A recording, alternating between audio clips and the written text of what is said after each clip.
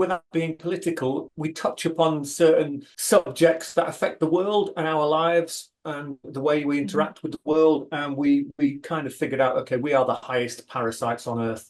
We're Mm. sucking the Earth dry of all its resources.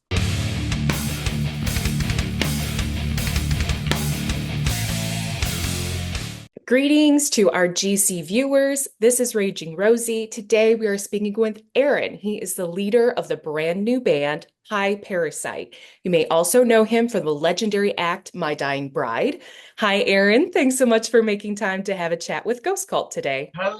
Hi, Rosie. How are you? And how are all our lovely listeners? Yes, I'm doing grand. Thank you. It's a beautiful rainy Thursday here in Michigan. We all want to know more about your Parasite brand new debut album, Forever We Burn, coming via Candlelight Records. So let's get into it. What are the origins of Parasite? Why and how was it created? It was created about 3 years ago already when Toombs sent me an email with some music on it and some singing. And he asked me if I could do some death metal vocals on it because he couldn't do death metal. So, there was instructions. I followed the instructions. I did the death metal and I sent the song back and we both loved it. And so he sent some more music. He had composed everything on his laptop, played all the instruments himself. Okay. And I did some more singing on that, and it worked well. And then he said, "I'm going to form a band," and I said, "Okay, great, knock yourself out. Do it's your thing. Do what you want." And then he said, "Okay, I found a band.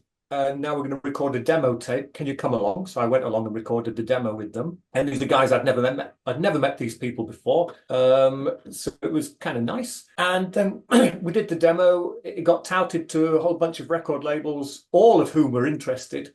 So the band got signed, and we're in the studio recording the album one day, and then the discussion arose. Who's in the band? Aaron, are you in the band? And we all kind of just looked around, and I said, "Yeah, I think I'm in the band by the looks of it." And then I became a band member. It just evolved into it. Over the 3 years, I just evolved into being a band member. I kind of thought I was going to be in it, but I wasn't sure because I didn't know how big, how serious it was going to be. It's just a bit of fun. But once you get signed to a decent record label, then it starts to the serious level is cranked up somewhat. Yeah. And so I find myself in another band, which is quite exciting. Yeah. Wow. It sounds like a very organic process. Yeah, it definitely was. Yeah. Yeah. Now, the new album, if you could sum it up in one sentence, what would you say? Gothic death rock pop. Okay. We'll get more into that. Definitely want to hear more on that. And I'm also curious, where did the name Parasite come from? It stemmed from the song Parasite. Although we kind of knew we were going to be sort of gothic, industrial, rock, we wanted to be a bit more contemporary sounding than My Dying Bride. My Dying Bride is kind of classical sounding, and we wanted Parasite to be a bit more sort of in your face and contemporary. And that's why, the album cover it looks like concrete with the spray paint on it, rather than do the whole cemeteries and bats. We went down the more industrial route. And because of that, we briefly, without being political, we touch upon certain subjects that affect the world and our lives and the way we interact with the world. And we kind of figured out, okay, we are the highest parasites on Earth. We're sucking the Earth dry of all its resources. We're doing everything we can to be better than the next person. We're just treading all over the place. And so we just wanted to highlight some of these things. Again, without being political, this is by no means a political album. We are not preaching here. We just wanted to touch upon subjects while rocking and having a good sing-along, if you like. The songs are very catchy and they're a lot of fun. Yes. Which doesn't sound like it, if you're singing about certain subjects. I mean, there's topics where it's about your mental well-being, and they're not really generally rocking subjects, but we try to we tread lightly. And we hope that people can come along for the ride without being too offended. Yeah, absolutely. It sounds like you found a good balance. I hope it's so. hard to do. The album is produced by Gregor McIntosh, who's well known for Paradise Lost. What was it like working with him? And I heard he played on the album as well. There are guitars on the album played by Greg. I have no idea which guitar parts he played because I didn't ask and I can't tell, and I wasn't there when he did it. But he did do quite a bit of guitar, which the other guys learnt how to do. Mhm. And I've known Greg for a long, long time, and Mm, it wasn't. I kind of knew he was getting involved, so when I turned up at the mm, studio and he was there, it wasn't a huge surprise. And we go back a mm, long way, and it was great to see him. He was super professional, of course. I mm, don't know if he produces Paradise Lost albums. I suspect he has a hand in doing it. mhm, I don't really mhm, know. But we let him loose on the high parasite stuff, and he did an mm, extremely good job. He knows what he's doing. He's very well mhm, spoken, very intelligent man, and I was happy to give him the reins of the album. And he brought in some samples as well, which I think people are mm, familiar with. He's got another project called Host, mhm, which has mhm, definitely got some Depeche Mode influences, and we wanted a little bit of that as mm. well. So Greg's Yeah. brought these things to the table. His Mm. wife Heather sings on the album as well. Oh, So wonderful. there's a lot of that involved, and he's just a great guy to work with. He's very knowledgeable, very talented, Mm. and we've on the horizon. We've already got our eyes focused on album number 2, and we're kind Oh. of hoping we can sign Greg up to get involved in that as well. Oh, wow. Okay. Must gone well. Yeah, Sounds like the train is going and going well. it sure is. Yeah. So how you kind of already touched on this, but how would you compare working on this album compared to working with My Dying Bride? Well, with My Dying Bride, everybody helps write the songs, which is why they're pretty long, the epic things, because we give Mhm, everyone in the band a chance to contribute their own little bit, which is great. And mhm, they're quite often difficult songs for people to get into because we rarely, or certainly in the old days, we rarely repeated things. There weren't many mm, choruses, there weren't many guitar solos, and the songs mm, were not that catchy, to be honest. mhm, With High Parasite, the songs are super short.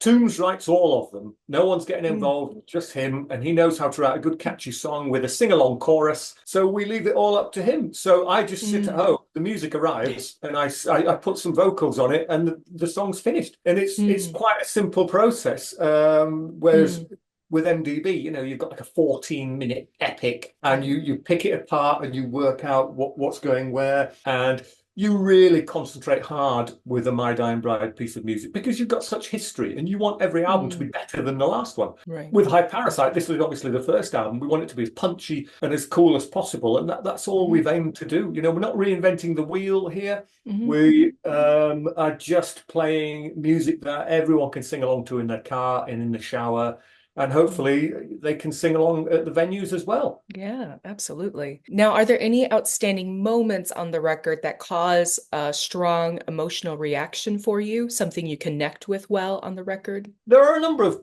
they're light connections, for want of Hmm. a better phrase, but with My Dying Bride, there's a lot of heavy stuff there. There's a lot of personal involvement Hmm. there, which makes performing the songs difficult for My Dying Bride, which is why Mm, those gigs are always going to be, deeply atmospheric and mm, emotional. Whereas High Parasite, I've tried not to pour my heart into the mm, songs because I don't want to have to go through that same emotion when I'm playing live. mm, I want to have fun with High Parasite. So I've kept the personality away from it. There's one or two light moments, as I mentioned, mhm, but there's nothing super serious. And I hope to keep it that way. I don't want to look at the set list sellotaped to the stage and think to myself, oh no, here comes that song where I talk about these personal issues, that's a bit heavy. I don't want mm, that, I don't want that to mhm, happen with High Parasite.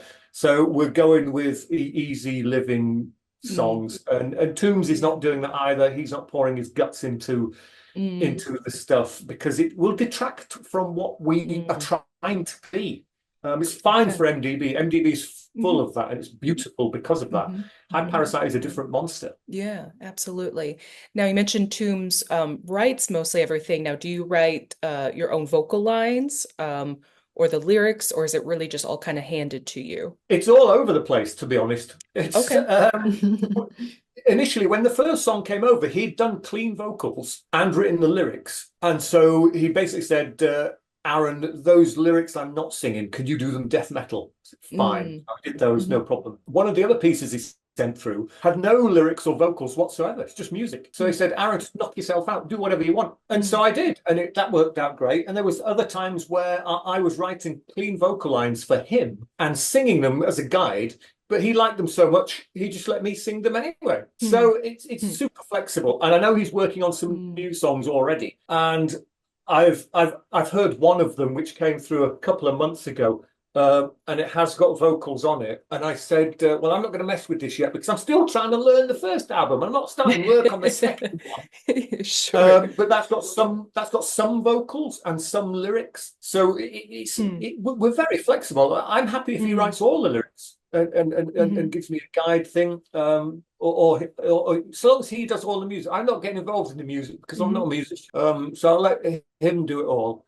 We just keep it easy like that, and it works out well. There's no treading on each other's toes. We're happy to work with each other, and it works without argument so far, which I hope is how it's going to continue. Yeah, absolutely. Fingers crossed. So when you write the lyrics, and it's a very different mood level compared to My Dying Bride, so where do you draw your inspirations from to write? Well, it's less of the literature. I read a lot, and that can influence the things that I write. But again, less with High Parasite, particularly if a song comes to me and it's already got lyrics on it, then obviously, I already have material to work with. And there are some songs where Toombs will include just his words, and he'll ask me to fill in. And I read what he says, and I ask him what the song's about, and then I fill in the rest. So it's completely different to My Dying Bride, where I would do virtually every single thing when it comes to words. But with High Parasite, it's less like that. We want a chorus, as I mentioned before, that you can sing along to. We don't want anything too heavy. There are some personal moments, as I mentioned, but nothing that's going to, I think, make your heart bleed. And again, the subjects are a bit more contemporary. With My Dying Bride, it was. I tried to not give a date to anything in My Dying Bride. I wanted it to be pure escapism, where you can listen to it and you just go on a journey away from the rat race of today and just go somewhere else. With High Parasite, it's a similar thing, but there are certain contemporary issues that arise which will just make you aware of what is going on in the world. Not that you need to be told that, because we already know. So the subject matters are gothic and they're dark, but they're not as fantastical as MDB or some other gothic bands. They're less fantasy and a bit more sort of realistic, I suppose. Yeah, well, let's get into this kind of genre described as death pop. In your words, what more does that mean to you, and what kind of sound can we expect from that? Well, I think anything with the word pop in it, first of all, has to be eyed with a degree of suspicion, because it's certainly not bubblegum pop. But look at Depeche Mode. Depeche Mode are a pop band, but they're very dark. They have a massive following. You would not be surprised if you went to see Depeche Mode to see someone in a Slayer t-shirt, for example.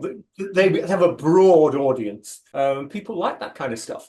So we wanted something dark, but that you could sing along to, catchy stuff. We can imagine, fist pumping and heads nodding and toes tapping and that kind of thing. So it's going to be popular because they're short, catchy songs. So that's why the word pop is there. We use the word death because there are death metal vocals, and there is one or two mentions of the grave and God and things like that, and how there's quite a lot of death in the Bible. We do use the Bible not as much as MDB, but as a source of certain inspiration, and there's a lot of smiting going on and sulfur and brimstone, which is not really very nice for what is supposed to be religious text. But I digress. So we want it to be poppy. We want it to be catchy. There's death metal vocals in there, and that's why it's death pop. And we've got guitars, so we're rock. So it's not rocket science here. We're just picking out the very simple elements and we're calling it that. Yeah. Well, it's connected, it sounds like, to sound and to the themes as well. So it kind of has a double layer there. So that does express a lot in such kind of simple terms. That's pretty handy. We're hoping that we'll be able to play like gothic festivals as well as metal festivals, because that's who we're certainly within two genres. So hopefully rather than just playing rock festivals, we should be able to play some gothic ones as well, which is it just opens up a few more doors for us. Yeah, absolutely. Well, on that note, you are going to be going on a 2-month-long tour, I believe starting very soon, Yeah. supporting Cradle of Filth. So are excited to get back on the road, or is there any particular place you're looking forward to playing? Well, at the moment we're only doing the British leg of the tour with Mm, one show. Well, there's a show in Northern Ireland and a show in Dublin, and the rest of them are dotted around the UK, mainland mhm, UK, which is fine. It would be nice to go a bit further afield, but you've got to mm, remember when we somehow got booked on this tour, nobody knew who we were, and I mm, remember seeing the poster, and we hadn't released a single thing. And I remember on someone highlighted this on a Cradle of Filth forum. Someone picked up on who is this high parasite? I've looked for them on Spotify. I've Googled them. I can't find them on YouTube mm. or any of the social platforms. Underground as fuck. And we just laughed. And it's thought no one knows who we are. So we somehow landed the Cradle tour by being nobody. So I think that's Wow. why they've given us the opportunity. And again, I've known Danny Filth for years. He's a lovely Hmm. bloke. Someone's given us the opportunity to do the UK tour with them, and that's Mm, great. And I think once the album's out and we generate more interest, mhm, we'll get more support slots like that further afield. Hopefully, come to the US. We won't be big enough to do it on our own, but we'd love to tag along with Paradise Lost. We're great friends with those guys, and that would be an awesome yeah. tour. So yeah, we're looking forward to the Cradle thing. Our Mm, debut show is this Saturday, the 28th, in Bradford, in our hometown, and we're all super nervous about that. And then mm, we have a couple of days at home, and then we scoot off to the Netherlands, and we've got our first 3 foreign shows straight away. They're going to be mm, small clubs, and they won't be sold out, but mhm, mm, that's not really the point. The point is we've come from nothing, mm, and we're showing the world. Look, we've got some new music that we hope you all enjoy, and come along and see us. And I know, as I say, it's going to be a lot different to My Dying Bride. My Dying Bride had tour buses. And mhm, it was all quite luxurious. We'd reached a peak where we were able to do mhm, that. And with High Parasite, of course, mhm. I'm in the back of a van, and it's not ideal, but it is what it is. That you have to start at Yeah, the beginning again, and I'm yeah. perfectly ready for that. And I spoke to Mm, the guys in High Parasite, and I said, look, even on the Cradle tour, we'll be playing venues that might have a 2,000 capacity, but when we go on stage, there won't be 2,000 people in there. mm, There'll be 50 mhm, because mhm, everybody's in the local bars waiting for the main band. mhm, So, mhm, you've got to be realistic about this.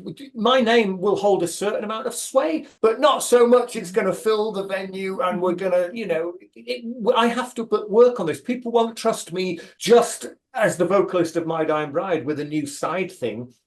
I mhm. have to prove myself with the rest of the band. And once we've done that, I think the crowds are going to get bigger. And it sounds like this isn't, a solo project or, this little thing on the side, but a, full-fledged band, and you're willing to put in the time and effort to make it something. Oh yeah, definitely. We're not Mm, messing around. I mean, we wouldn't have signed the contract with the record label I mean, mm, I spoke to the record label and because they wanted to know why are you even doing this, Aaron? mhm, You've already got My Dying Bride. And I was saying, yeah, but My Dying Bride, there's 3 or 4 years between each album. And mm, we only play about 10 or 15 shows a year.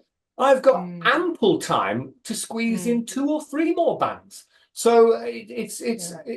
I'm filling my time at the moment and really enjoying it. Mhm, mhm, Um, mhm, and so it's most definitely not a project. Well, I almost drift into saying it myself, which I know upsets Toombs because he mhm, created the band and I'm dual vocalist with him. I don't do all the singing. We share the vocals. So mhm. it's rude of me to say it's my project. And sometimes we wince a little bit when we see it written down. Oh, Aaron Stainthorpe's got a new project. It's not, I don't have a new project. I'm in Mm, another band. And mm. it's undermining it somewhat to call it a project, but I've done it myself. So I understand why people do, it's one Sure. of those things. Yeah, absolutely. Now, kind of going back to My Dying Bride, you spoke with Devolution Magazine saying that, there's kind of a break going on. It was a break that's needed. So it sounds a bit of a hiatus. Any idea of just kind of, are we just putting that on the shelf for now? Or is like, oh, we're going to get back to it soon? Or what's the status of My Dying Bride? Well, I don't know when we're going to get back to it, but we did Mhm, need a break. We've been at it. I mean, I think this is our 34th year, Yeah. and it's never really become a slog. As I mentioned, there's huge gaps in some of the things we did because we just did what we did whenever we wanted to do it. There was no one cracking the whip. We never had a manager, Rosie. Me and Andrew managed the band for 30 odd years, which is why we were quite casual about it. And we just needed a break. Me and him are two grumpy old men, and we're not getting any younger. And sometimes we both want the very best for My Dying Bride, but we don't always see eye to eye, and that causes a bit of friction. So we needed to step away for a little bit. But there's still new music to come because when we recorded the last album, we had two fully fledged songs recorded as well. So and normally we will release an EP after an album, and of course the album came out earlier, and so at some point, I'm expecting, if the record label are up for it, there's going to be a new My Dying Bride EP with at least, there should be 3 songs, because I believe Sean, the keyboard violin player, has written a piece as well, which needs a bit of fleshing out. So there is new music to come from My Dying Bride, if the record label are up for it. And we'll be back when we're ready to be back, but it's not over, but not by a long shot. And as I mentioned, I've got room to be in 2 or 3 or 4 more bands, so it's not a case of Parasite have stopped My Dying Bride. That would be ridiculous. My Dying Bride is a massive juggernaut that's been going for 3 decades. Parasite is not going to come along and trip that up. It simply doesn't add up. Yeah. Well, okay. Well, there you go. So, if you need Aaron in a band, hit him up. There you go. There you go. Now you mentioned, you're a big reader. So is there something you've read recently that stands out to you? Any good reads you've read? Gosh, I'm just scanning. I've got a little mini bookcase here, and the bigger bookcase is downstairs. I've just read Ghost Mountain by the Irish author, and I apologize for making a hash of this name, Renan Hession. Unusual spelling. And I read a previous book of his, which was Leonard and Hungry Paul, which was just a lovely read, and I knew this one would be good, and I went along to the book launch. He came here to Halifax, and he was a lovely guy. I got there an hour early because I wanted to get a front seat, because it was only small, and I know he wouldn't be mic'd up, and I wanted to hear him reading his own book and answering questions. So I got in the front there, got a nice glass of wine, bought the book, got it signed at the end, and it was all lovely, and I read it all, and I thoroughly enjoyed it. He's just such a really he's like a pleasant writer. And it's a weird story how a mountain suddenly arrives in a village, and people are scratching their head thinking, well, I don't think that was there yesterday. And other people are saying, yeah, I'm not sure about that either. So they're not convinced. The mountain has some sort of weird powers which makes people, I think, believe that you don't look at me, don't concentrate on me. You go about your own life. Ignore me. Mountain arrives, and apparently it has 2 caves next to each other at the top, and another cave in the middle at the bottom, which gives it the appearance of a face. Mysterious things begin to happen, and I'll leave it at that. Yeah, sounds like a potential relevant allegory there. Yeah. Well, that sounds absolutely marvelous. I'm a librarian myself, so any book recommendations, I keep a very long list of TV bars. Okay, right. Okay, all right. Good. Yeah, it's a lovely absolutely. book. Okay, I'll check that out. And we will wrap up here pretty quick. And I always like to end with what is the best piece of advice you've ever received from another musician? Oh, gosh. It might even be Greg from years and years and years ago, where I think he said something along the lines, don't be an asshole. It's easy. It's easy when you get off your tour bus and you've got your VIP pass around your neck, and you walk into the venue all high and mighty, king of the world, and it's easy, or it's seemingly for other rock stars to just not ignore fans, but brush them off a little bit. Hey, don't come too near me. You peasants.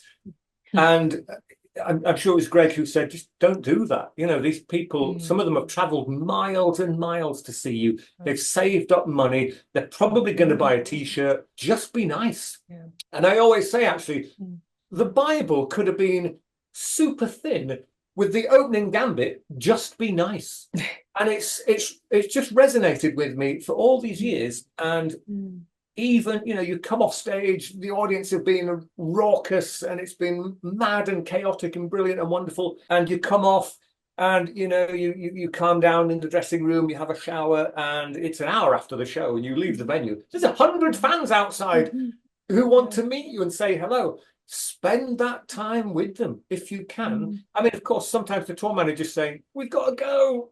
We've got a 12-hour drive to Paris. And you think, well, all right, we'll drive a bit faster. I want to talk to these people and I want to sign stuff and I want to try and be nice. So that's it. So despite rocking for 30 odd years, I'd like to think that at no point have I ever come across as some rock star, idiot, and weirdly, to go along with that, I don't know if I should say it, I've never worn leather trousers, I've never drunk Jack Daniels straight out of the bottle, and I've never worn sunglasses on the top of my head. Those are three things that I think rock stars seem to always do, and which is fine, because I think sometimes if you're going to be in a rock band, that's the kind of look you want. And, that little bit of a swagger and, hey, ladies, what are you up to? But being an Englishman, it doesn't gel with me. I can't do those things. I can't act like that. I don't want to act like that. It's not within me.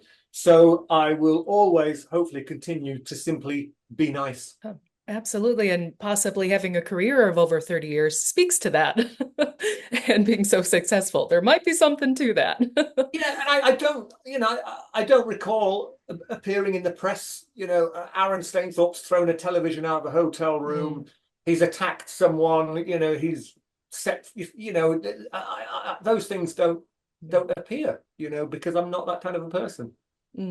Yeah, reputation goes a long way. It definitely does. You're right there, Rosie. Yeah, absolutely. Well, wonderful. Thank you again for sitting down with me and chatting about High Parasite. We are thrilled to see what happens next. Hopefully, maybe a visit to the US. Hopefully.